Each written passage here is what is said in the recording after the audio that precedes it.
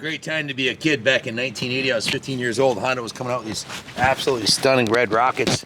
I love the red engine, the red frame, and the whole look of this thing is just what an iconic piece of moto history.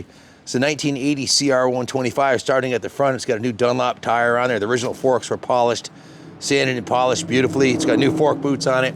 Brand new top of the line VMX blood red. Is that called blood red or is that the Tahitian red? New front number plate. New set of Honda OEM bars, Honda crossbar pad, new Whirlpool throttle, new grip, new front brake lever perch and brake cable, new clutch lever perch and clutch cable, new kill switch, new Honda OEM graphics, new Elsinore side cover graphics, new VMX side panels, new VMX rear fender. These are expensive, man. It's like, I don't know, close to double, triple for VMX over any of the other, like DC, but the shine on them is ridiculous, so we thought it was worth it. The engine's been repainted. I'll go over the work order in a second. Those are the original rear shocks on it. Piggyback shocks, pretty much unheard of to see them still on the bike 42 years later. New Dunlop tires. Just a beautiful piece, man. Really, really sharp bike, and they haul the mill. Once you get them up on the pipe, they absolutely haul ass. Let me put it up on the stand here, and we'll go over the work order.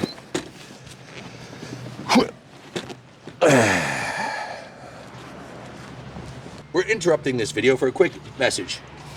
All right, cut. All right, guys, $10 will give you a chance to win this brand new 2024 Gas MC125. It's a brand new bike, fresh off the showroom floor with literally thousands of dollars of upgrades. It's race ready, it's wizard tuned, KaplanCycles.com, $10 for a chance to win.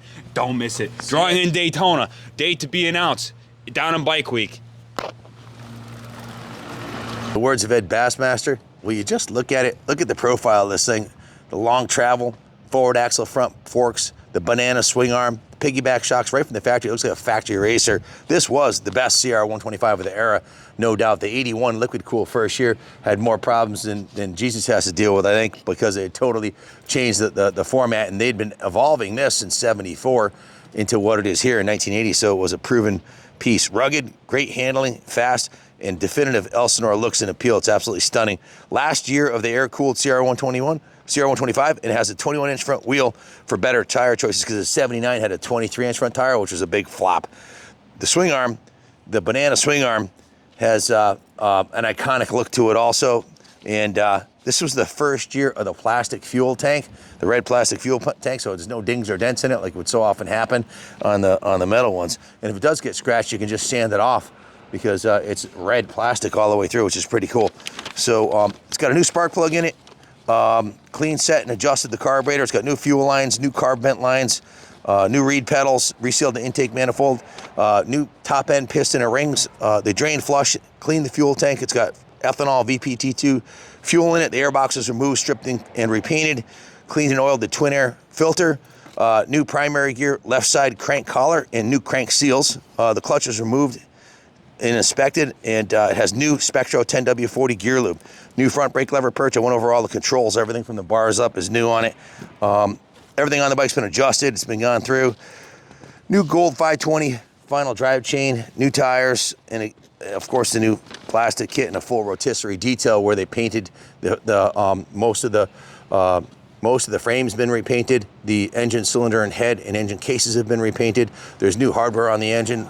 Wizard put new engine head bolts and cylinder bolts on there. Like I said, the car's been rebuilt, all new graphics. Just a really cool classic piece. The original shocks, if you're gonna race it, the original shocks have very little dampening left. Those are gonna need to be rebuilt or replaced with a set of progressive shocks or Fox shocks or whatever floats your boat. The front forks are in good condition. Those are ready to go. They are air adjustable. Has the original exhaust system on it. Justin, can you roll it over to the side so we can show them the frame rails on it? This, check this out. The original frame rails are absolutely, this one here doesn't have, here, shut the gas off. It's the floats overflow. The sunlight so you can see it a little more clear. Look at this. Not a single ding in that frame rail, not even a pebble. And these are hollow frame rails. That's unheard of. Usually, if it was mine, when I was a kid racing, those would have been effing destroyed. Flip it over to the other side. And I don't like restoring bikes that have damaged frame rails.